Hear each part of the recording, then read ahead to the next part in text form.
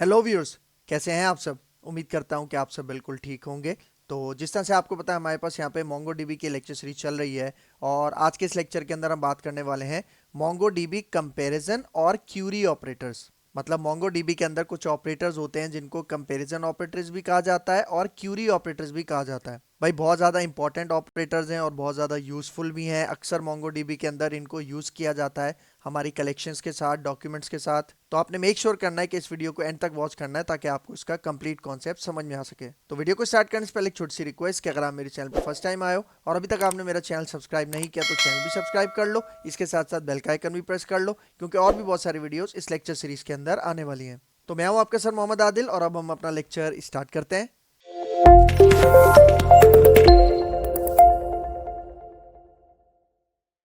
तो भाई देखो, ये मोंगो डीबी के अंदर कंपैरिजन या जिसको क्यूरी ऑपरेटर्स भी कहा जाता है, ये क्या होते हैं सबसे पहले इसको समझते हैं। भाई देखो, प्रीवियस लेक्चर्स के अंदर हमने जो भी डेटा होता है हमारी कलेक्शंस के अंदर, जो डॉक्यूमेंट्स होते हैं उनको फाइंड करने का एक तरीका देखा था। ठीक है, जिसके अंदर हम यहाँ पे फाइंड का मेथड यूज करते थे। मतलब डीबी है, जो करंट डीबी है, उसके बाद कलेक्शन का नाम आता था। ठीक है, फिर फाइंड का मेथड और इसके अंदर हम एक क्यूरी ऑब्जेक्ट पास करते थे जिसको हम सर्च ऑब्जेक्ट भी कहते थे। मतलब जो डेटा हम अपनी कलेक्शन के अंदर से फाइंड करवाना चाह रहे हैं वो हम उसका एक ऑब्जेक्ट पास करते थे। किस तरह से, यहाँ पे देखो, फॉर एग्जाम्पल मेरी कलेक्शन है, उसके अंदर फॉर एग्जाम्पल मुझे आदिल को फाइंड करना है। मतलब सपोज करो आदिल एक एम्प्लॉय भी हो सकता है या स्टूडेंट भी हो सकता है। ठीक है, तो मुझे उसका रिकॉर्ड, उसके डॉक्यूमेंट जो है मुझे गेट करना है, किसका, आदिल का। तो मैंने यहाँ पे उसकी फील्ड का नाम दिया और उसके बाद उसकी वैल्यू इस तरह से एक ऑब्जेक्ट बना के मैंने पास कर दिया। तो जब मैं इस तरह से कोई भी क्यूरी ऑब्जेक्ट, कोई भी सर्च ऑब्जेक्ट पास करूंगा तो मुझे उसका स्पेसिफिक एक डॉक्यूमेंट रिटर्न हो जाएगा हमारी कलेक्शंस में से।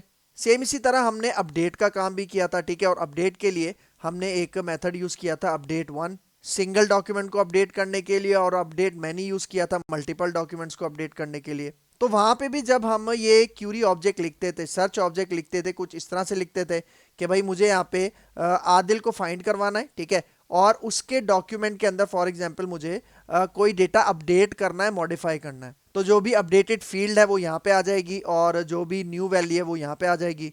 फॉर एग्जांपल आदिल है ना, मुझे उसकी एज की जो फील्ड है उसको चेंज करके उसकी कोई एज, नई कोई एज सेट करनी है। मतलब न्यू एज उसको मुझे सेट करनी है।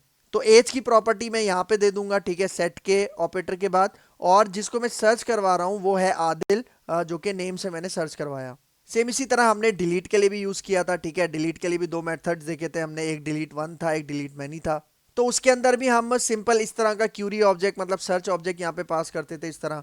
तो इस केस में क्या होगा, जो भी मैंने नेम यहाँ पे स्पेसिफाई किया है उसका जो डॉक्यूमेंट है वो डिलीट हो जाएगा हमारी कलेक्शन में से। ठीक है, तो मतलब ये वाला जो क्यूरी ऑब्जेक्ट है ये हम मल्टीपल जगहों पे यूज करते हैं। फाइंड में भी यूज करते हैं, अपडेट वन में भी यूज करते हैं, डिलीट के अंदर भी यूज करते हैं। लेकिन भाई देखो, ये बिल्कुल सिंपल सर्च है। ठीक है, मतलब बहुत ज़्यादा सिंपल सर्च है कि जस्ट मैंने नेम की प्रॉपर्टी दी, उसके अंदर मुझे जिसको फाइंड करवाना है, जिस तरह आदिल को फाइंड करवाना है, वो मैंने यहाँ पे स्पेसिफाई कर दिया। लेकिन अक्सर ना हमारे पास बहुत सारी कॉम्प्लेक्स सर्चेज भी होती हैं। मतलब थोड़ी कॉम्प्लिकेटेड सर्चेज भी होती हैं जिनको हमें यूज़ करना होता है जब भी हम डेटा फाइंड कर रहे होते हैं, या डेटा फाइंड करके उसके अंदर डेटा अपडेट कर रहे हो, या फिर डेटा डिलीट कर रहे हो। जिस तरह फॉर एग्जांपल सपोज करो कि मुझे कोई डेटा फाइंड करना है और उसके अंदर मैं कह रहा हूँ कि भाई मुझे दो स्टूडेंट्स या दो एम्प्लॉयज़ का डेटा फाइंड करके दो, या फिर दो ऐसे एम्प्लॉयज़ हैं जिनके अलावा मुझे डेटा देखना है। मतलब दो एम्प्लॉयज़ हैं, मुझे उनका डेटा नहीं देखना, उनके अलावा जो दूसरे एम्प्लॉयज़ हैं उनका डेटा देखना है। या फिर फॉर एग्जांपल स्टूडेंट का डेटा है, मुझे ऐसे स्टूडेंट्स का डेटा देखना है जिनका 80 मार्क्स से ज़्यादा है, ग्रेटर है।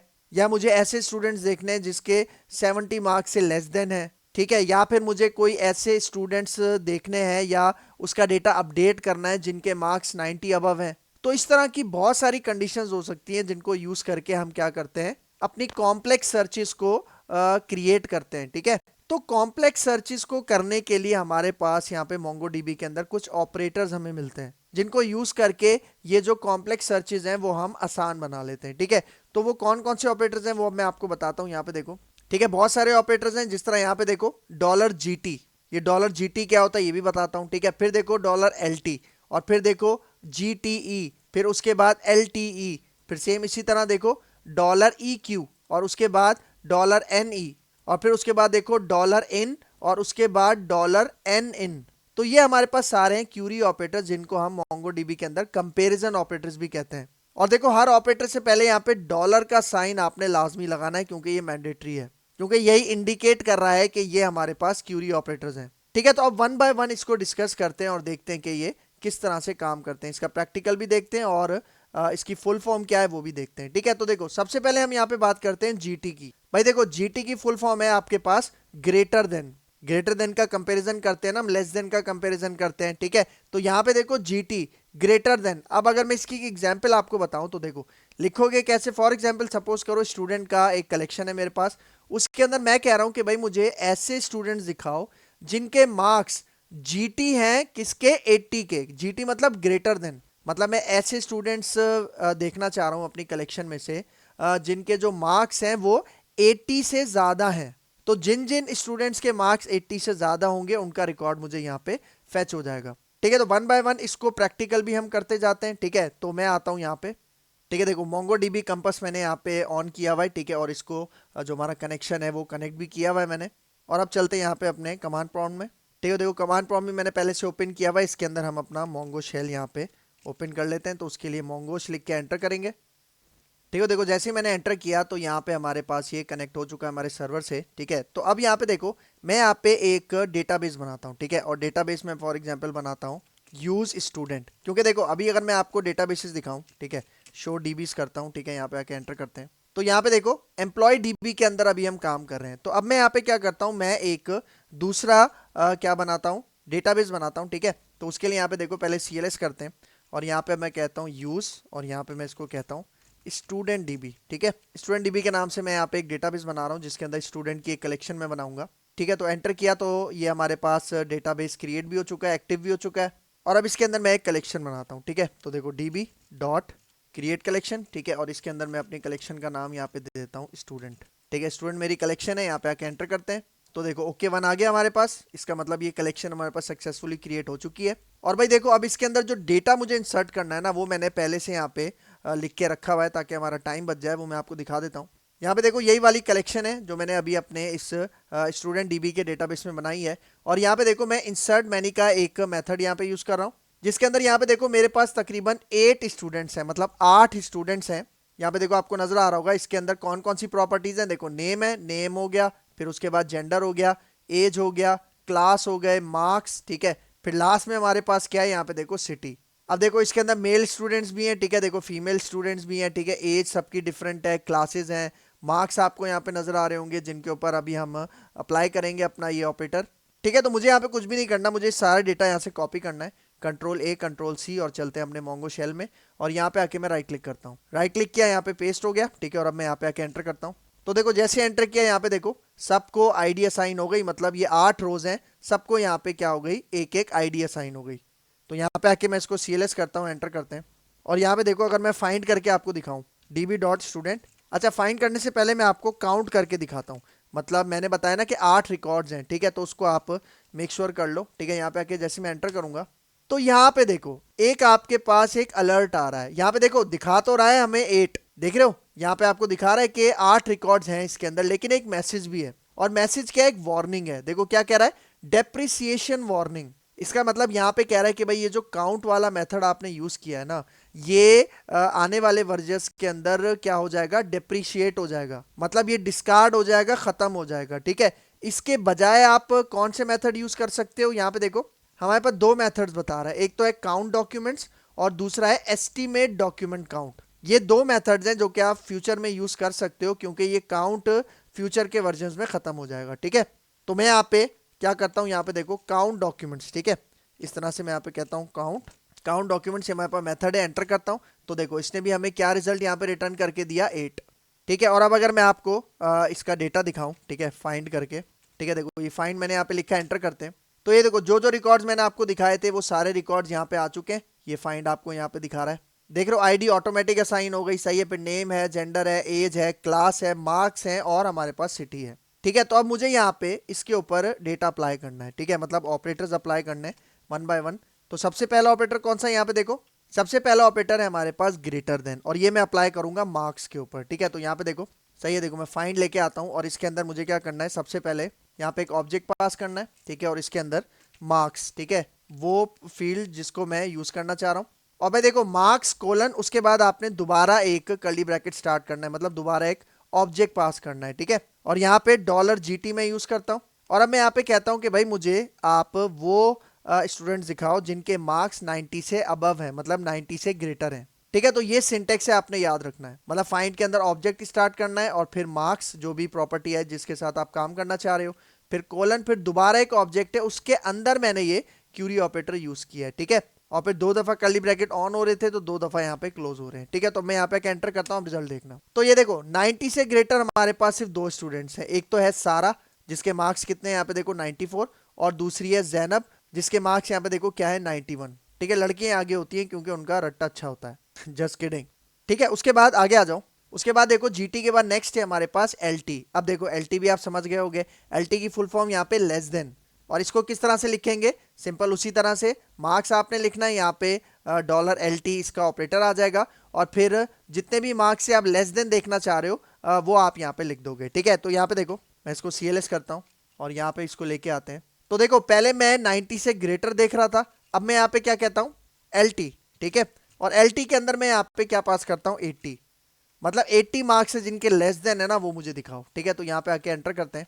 तो ये देखो इसने मुझे सिर्फ एक रिकॉर्ड यहाँ पे दिखाया, क्योंकि यहाँ पे एक ही स्टूडेंट है बिलाल जिसके 80 से कम मार्क्स हैं, और वो कितने मार्क्स हैं हमारे पास 76, ठीक हो गया। फिर आगे आ जाओ, अब देखो इसके बाद है हमारे पास GT।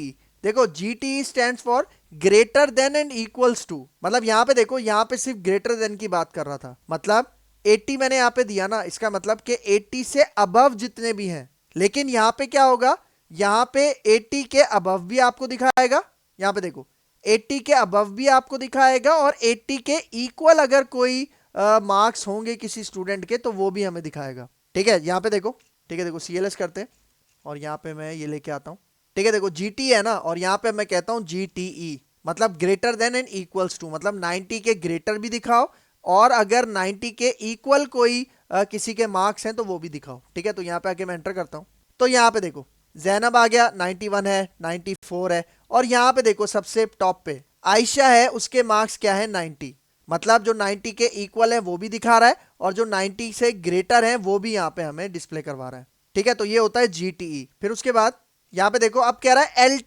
LTE मतलब less than and equals to, मतलब मैं यहाँ पे मार्क्स स्पेसिफाई करूंगा, यहाँ पे जिस तरह देखो मैंने लिखा LTE और यहाँ पे क्या पास कर दिया 80, मतलब 80 और 80 से लेस देन जितने भी स्टूडेंट्स हैं जिनके मार्क्स 80 या 80 से लेस देन है, वो सारे स्टूडेंट्स आप हमें रिट्रीव करके दो।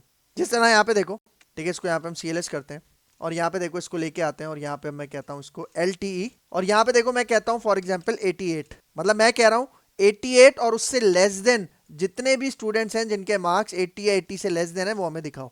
तो यहाँ पे आके मैं एंटर करता हूँ, तो यहाँ पे देखो 88 से लेस देन 85 है, और फिर 80 है, और फिर यहाँ पे देखो 88, क्योंकि मैंने E लगाया था ना LTE, तो यहाँ पे देखो 88 के इक्वल जिसके मार्क्स हैं वो रिकॉर्ड भी हमें यहाँ पे डिस्प्ले हो रहा है। और फिर यहाँ पे देखो 76, ये भी 88 से लेस देन है, 82 ये भी हमारे पास 88 से लेस देन है, ठीक हो गया। तो एक हमारे पास ये ऑपरेटर था, ठीक है। फिर आगे आ जाओ, अब यहाँ पे देखो, अब देखो यहाँ पे एक और ऑपरेटर है हमारे पास $EQ, ठीक है। $EQ का मतलब यहाँ पे देखो इक्वल्स टू, मतलब अगर हमें किसी के इक्वल चेक करना है, जिस तरह यहाँ पे एग्जांपल देखो मैं कह रहा हूं कि भाई मुझे वो स्टूडेंट दिखाओ जिसके मार्क्स 80 के इक्वल हो, मतलब ऐसे स्टूडेंट्स मुझे आपने डिस्प्ले करवाने हैं जिन्होंने 80 मार्क्स लिए हैं, मतलब एक्यूरेट बिल्कुल 80 के इक्वल, ना ग्रेटर ना लेस देन, ठीक हो गया। तो यहाँ पे देखो, यहाँ पे आते हैं और यहाँ पे मैं इसको CLS करता हूँ, ठीक है। तो अब यहाँ पे देखो, यहाँ पे अब मैं यूज करता हूँ EQ मतलब इक्वल्स, और यहाँ पे देखो मैं पास करता हूँ 90, ठीक है। तो 90 के इक्वल्स, ठीक है, यहाँ पे देखो मैं एंटर करता हूँ, तो देखो 90 सिर्फ किसके हैं आपके पास, आयशा के। अगर 90 दो स्टूडेंट्स के पास होते तो वो दोनों स्टूडेंट्स हमें यहाँ पे डिस्प्ले होते। लेकिन भाई देखो ये वाली जो क्यूरी है ना, ठीक है, ये वाली जिसके अंदर मैंने $EQ यूज किया है, ये आप सिंपल तरीके से भी लिख सकते हो। किस तरह से, यहाँ पे देखो, मतलब आपने सिंपल यहाँ पे मार्क्स लिखना है, मतलब प्रॉपर्टी फील्ड का नाम, और फिर उसके बाद कोलन लगा के जो भी वैल्यू है, और यहाँ पे आप ऑब्जेक्ट क्या कर लोगे, क्लोज कर दोगे। तो यहाँ पे आके जब मैं इसको एंटर करूंगा तो देखो अभी भी हमें यहाँ पे वही रिजल्ट मिला जो हमें देखना था, सही है। तो आप शॉर्ट में इस तरह से लिख लो तो ज्यादा अच्छी बात है। लेकिन भाई यहाँ पे देखो ये वाले जो ऑपरेटर्स है ना, ठीक है, जरूरी नहीं है कि आप इनको इंटीजर मतलब नंबर्स के साथ ही यूज करो, आप चाहो तो यहाँ पे इसको स्ट्रिंग के साथ भी यूज कर सकते हो, मतलब ऐसी फील्ड्स जिसके अंदर स्ट्रिंग वैल्यूज हैं, जिस तरह यहाँ पे देखो मैं यहाँ पे कहता हूँ नेम, नेम कहता हूँ और डॉलर EQ के अंदर मैं यहाँ पे पास कर देता हूँ सारा। ठीक है, क्या पास कर दिया, सारा। और यहाँ पे आके देखो एंटर करता हूँ तो ये देखो सारा का रिकॉर्ड हमें यहाँ पे दिखा रहा है। और अगर मैं इस तरह से यहाँ पे लिख दूँ कि भाई यहाँ पे देखो मैं कह रहा हूँ कि मुझे ये डॉलर इक्वल ऑपरेटर यूज नहीं करना, डायरेक्ट इस तरह से मुझे सर्चिंग करानी है, ठीक है, वो भी कर सकता हूँ। एंटर करेंगे तो देखो अभी भी हमें क्या रिजल्ट मिल रहा है, सारा। ठीक है, तो यहाँ पे अब मैं इसको CLS करता हूँ, आगे आ जाओ। ठीक है, ये हो गया इक्वल्स टू। अब यहाँ पे देखो NE, NE मतलब नॉट इक्वल्स टू, मतलब EQ का उल्टा। ठीक है, तो ये हम कैसे लिखेंगे, यहाँ पे देखो जिस तरह मैंने यहाँ पे लिखा मार्क्स नॉट इक्वल टू 80, मतलब जिन स्टूडेंट्स के मार्क्स 80 के इक्वल नहीं है वो आप हमें यहाँ पे दिखाओ। ठीक है, तो यहाँ पे आ जाओ। ठीक है, यहाँ पे देखो इधर चलते हैं। ठीक है, यहाँ पे देखो अब मैं इसको कहता हूँ NE मतलब नॉट इक्वल्स टू। ठीक है, तो मैंने यहाँ पे क्या पास कर दिया, 90। इसका मतलब 90 के अलावा जितने भी मार्क्स हैं, मतलब जितने भी स्टूडेंट्स हैं वो हमें यहाँ पे दिखाएगा। तो यहाँ पे देखो मैं एंटर करता हूँ तो ये देखो 91 आ रहा है, 85 है, 94 है, 80 है, फिर 88 है, 76 है और फिर 82 है। मतलब कहीं भी हमारे पास 90 डिस्प्ले नहीं हो रहा, मतलब ऐसा स्टूडेंट जिसके मार्क्स 90 हो वो हमें यहाँ पे नजर नहीं आ रहा। हालांकि एक ऐसा स्टूडेंट मौजूद है जिसके मार्क्स 90 हैं। ठीक है, फिर आगे आ जाओ। अब यहाँ पे देखो नेक्स्ट है हमारे पास इन, इन मतलब इनसाइड। ठीक है, तो यहाँ पे देखो क्या कह रहा है, इसकी फुल फॉर्म वैल्यूज इनसाइड। इसका मतलब भाई देखो इसके अंदर ना हम एक एरे पास करते हैं। भाई फॉर एग्जांपल मैं कह रहा हूँ कि मुझे ये जो मेरी स्टूडेंट कलेक्शन है उसके अंदर मुझे 2 स्टूडेंट्स का डेटा देखना है या 3 स्टूडेंट्स का डेटा देखना है, उसके अलावा मुझे नहीं देखना। तो इस तरह की सिचुएशन के लिए हम ये इन ऑपरेटर यूज कर सकते हैं। किस तरह, यहाँ पे देखो, यहाँ पे देखो भाई मार्क्स यूज कर रहा है, देख रहे हो, और यहाँ पे मैंने डॉलर इन का ऑपरेटर यूज किया। और अब यहाँ पे देखो मैंने यहाँ पे एक एरे पास किया। स्क्वायर ब्रैकेट किसकी इंडिकेशन होती है, एरे की, और इसके अंदर देखो मैंने मल्टीपल वैल्यूज पास की। इसका मतलब है मैं कह रहा हूं कि भाई मुझे ऐसे स्टूडेंट्स दिखाओ जिनके मार्क्स 65 हो, 70 हो या 80 हो। मतलब इस केस में क्या होगा कि वो 65 वाले स्टूडेंट्स भी दिखाएगा, 70 वाले स्टूडेंट्स भी दिखाएगा और 80 वाले स्टूडेंट्स भी हमें यहाँ पे दिखाएगा। ठीक है, तो यहाँ पे आ जाओ। ठीक है, कंट्रोल L करके इसको क्लियर स्क्रीन करते हैं। ठीक है, और अब यहाँ पे आ जाओ आगे। ठीक है, देखो यहाँ पे मार्क्स लिखा है ना, तो देखो इसके अंदर अब मैं यहाँ पे क्या करता हूँ, सबसे पहले तो ऑपरेटर लगाऊंगा कौन सा, इन, और उसके बाद देखो कोलन के बाद यहाँ पे मैं स्क्वायर ब्रैकेट लगाऊंगा मतलब एरे। तो यहाँ पे देखो मैं कहता हूँ कि भाई आप मुझे 76 वाला स्टूडेंट दिखाओ जिसके मार्क्स 76 हैं, फिर 88 दिखाओ और फिर उसके बाद यहाँ पे आप 90 दिखाओ। ठीक है, तो देखो यहाँ पे आके मैं इसको एंटर करता हूँ तो ये देखो इसने 90 वाली स्टूडेंट दिखा दी, फिर 76 वाला स्टूडेंट दिखाया और फिर 88 मार्क्स वाली स्टूडेंट इसने हमें यहाँ पे दिखा दी। मतलब जो जो हमने एरे में डाले थे वही रिकॉर्ड्स हमें यहाँ पे डिस्प्ले हुए हैं। इसका उलट भी आता है। ठीक है, इसका उलट ये है, यहाँ पे देखो NIN मतलब नॉट इन। ठीक है, यहाँ पे देखो क्या कह रहा है, वैल्यूज नॉट इनसाइड। ठीक है, तो इसके अंदर आप जो भी एरे पास करोगे, जिस तरह यहाँ पे देखो NIN मैंने यूज किया और 74 और 67 मैंने यहाँ पे पास किया। इसका मतलब इन मार्क्स के अलावा जितने भी स्टूडेंट्स हैं वो हमें यहाँ पे आप रिट्रीव करके दो। जिस तरह यहाँ पे देखो मैं यहाँ पे CLS करता हूँ। ठीक है, और देखो अभी मैंने ये कमांड लिखी ना जिसके अंदर 76 है, 88 है और 90 है। अब मैं यहाँ पे लगा देता हूँ एन इन, नॉट इन। इसका मतलब मैं कह रहा हूँ कि मुझे ऐसे स्टूडेंट्स दिखाओ जिनके मार्क्स 76 भी ना हो, 88 भी ना हो और 90 भी ना हो। ठीक है, तो यहाँ पे देखो मैं यहाँ पे आके एंटर करता हूँ तो ये देखो जो जो वैल्यूज मैंने वहां पे पास की थी, अब जो रिजल्ट मिल रहा है उनके मार्क्स यहाँ पे आपको देखने को नहीं मिलेंगे। देख रहे हो, 80 आ गया और 82 आ गया, देख रहे हो। और भाई देखो अभी हमने ये यूज किया किसके साथ, यहाँ पे देखो अभी मैंने इसको यूज किया है नंबर्स के एरे के साथ, लेकिन मैं चाहूँ तो यहाँ पे स्ट्रिंग भी पास कर सकता हूँ। जिस तरह यहाँ पे देखो मैं अब पास कर देता हूँ यहाँ पे नेम। ठीक है, और यहाँ पे अब मैं इन ऑपरेटर यूज करता हूँ और इसके अंदर देखो अब मैं स्ट्रिंग पास करता हूँ। ठीक है, फॉर एग्जाम्पल मैं यहाँ पे कहता हूँ कि भाई सारा का डेटा देखना है। ठीक है, कॉमा, उसके बाद मुझे यहाँ पे फॉर एग्जांपल अहमद का डेटा देखना है और फिर मुझे यहाँ पे हमजा का डेटा देखना है। ठीक है, तो यहाँ पे आके अब मैं इसको एंटर करता हूँ तो आप रिजल्ट देखना। तो ये देखो सारा का डेटा आ रहा है, हमजा का डेटा आ रहा है और यहाँ पे अहमद का डेटा आ रहा है, देख रहे हो ये वाला। अब सेम इसी तरह अगर मैं यहाँ पे नॉट इन लगा दूँ, ठीक है, ये देखो इनके बजाय मैं बस शुरू में एक एन लगा दूंगा लेटर और अब यहाँ पे आके मैं एंटर करूंगा तो इन तीनों स्टूडेंट्स के अलावा जितने भी स्टूडेंट्स हैं वो मुझे यहाँ पे नजर आएंगे। देख रहे हो, जैनब हो गया, उस्मान हो गया, फातिमा, बिलाल और यहाँ पे देखो आयशा। मतलब ये तीनों स्टूडेंट्स अब मुझे यहाँ पे देखने को नहीं मिलेंगे। इसका मतलब वो जो जीटी वाला था, एलटी वाले जो ऑपरेटर्स थे वो नंबर्स के लिए स्पेसिफिक है, लेकिन ये वाले जो ऑपरेटर्स बताए ना मैंने आपको, ये वाले जो ऑपरेटर्स हैं ये हम इंटीजर्स के साथ भी यूज कर सकते हैं, मतलब डबल वगैरह, और स्ट्रिंग्स वगैरह के साथ भी हम इसको यूज कर सकते हैं। तो अब यहाँ पे देखो, इसके अंदर जिस तरह मैंने आपको बताया था कि अगर हमें कॉम्प्लेक्स सर्चेस करनी हो, जिस तरह यहाँ पे देखो ये फाइंड है ना, इसके अंदर हम ये वाले कंपैरिजन क्यूरी ऑपरेटर्स यूज करके अपनी फाइंडिंग करवा सकते हैं, ठीक है। फिर सेम इसी तरह मैंने बताया था कि भाई अगर इसी तरह की सर्चेस मुझे अपडेट के लिए यूज करनी है, डिलीट के लिए यूज करनी है, ठीक है। फिर यहाँ पे देखो अगर मुझे अपडेट के लिए यूज करना है, ठीक है, तो यही जो ऑपरेटर्स हैं क्यूरी ऑपरेटर्स, वो मैं इसके क्यूरी ऑब्जेक्ट के अंदर इस तरह से पास कर सकता हूँ। मतलब मैं कह रहा हूं कि भाई यहाँ पे देखो अपडेट 1 यूज कर रहा हूं ना, मैं कह रहा हूं कि भाई ऐसे स्टूडेंट्स जिनके मार्क्स 80 से लेस देन है, ठीक है, तो इस केस में आप क्या करो कि उनका जो भी फॉर एग्जांपल आप चेंज करवाना चाह रहे हो, नाम, क्लास या कुछ भी, वो आप यहाँ पे सेट कर सकते हो। लेकिन याद रखना ये अपडेट 1 का मेथड यूज कर रहे हैं, इसलिए इसको जो पहला रिकॉर्ड मिलेगा ना इससे रिलेटेड, ये जो हमने क्यूरी ऑब्जेक्ट यहाँ पे पास किया है, वो सिर्फ उसका पहला डॉक्यूमेंट ही अपडेट करेगा। ये हम अपने प्रीवियस लेक्चर के अंदर डिस्कस कर चुके हैं। और सेम इसी तरह अगर आप डिलीट में यूज करना चाह रहे हो तो डिलीट में भी आप इस तरह के ऑपरेटर पास कर सकते हो, क्योंकि भाई देखो ये जो पहला हमारे पास क्यूरी ऑब्जेक्ट होता है ना, ये फाइंड में भी सेम है, ये हमारे पास अपडेट के अंदर भी सेम है और डिलीट के अंदर भी सेम है। यही वजह है कि ये जो ऑपरेटर्स हैं क्यूरी ऑपरेटर्स, ठीक है, ये आप फाइंड के साथ भी यूज कर सकते हो, मतलब फाइंड मेथड के अंदर यूज कर सकते हो, अपडेट 1 अपडेट मैनी के अंदर यूज कर सकते हो, डिलीट 1 और डिलीट मैनी के अंदर भी यूज कर सकते हो। मतलब जहां जहां आप रिजल्ट सर्च करवा के कोई एक्शन परफॉर्म करना चाह रहे हो ना, वहां पे आप ये यूज कर सकते हो। ठीक हो गया, तो यहाँ पे हमारा ये लेक्चर हो गया है वाइंड अप। तो अगर आपको मेरी वीडियो पसंद आई है तो मेरा चैनल जरूर सब्सक्राइब करके जाना, इसके साथ साथ बेल का आइकन भी प्रेस करना, क्योंकि और भी बहुत सारी वीडियोस इस लेक्चर सीरीज के अंदर आने वाली हैं। तो अगर आपको मेरी वीडियो पसंद आई है तो मेरा चैनल लाइक कीजिए, शेयर कीजिए और सब्सक्राइब कीजिए, और मुझे अपनी दुआ में याद रखिए। तो मिलते हैं इंशाल्लाह नेक्स्ट लेक्चर में, तब तक के लिए दीजिए इजाजत। अल्लाह हाफिज।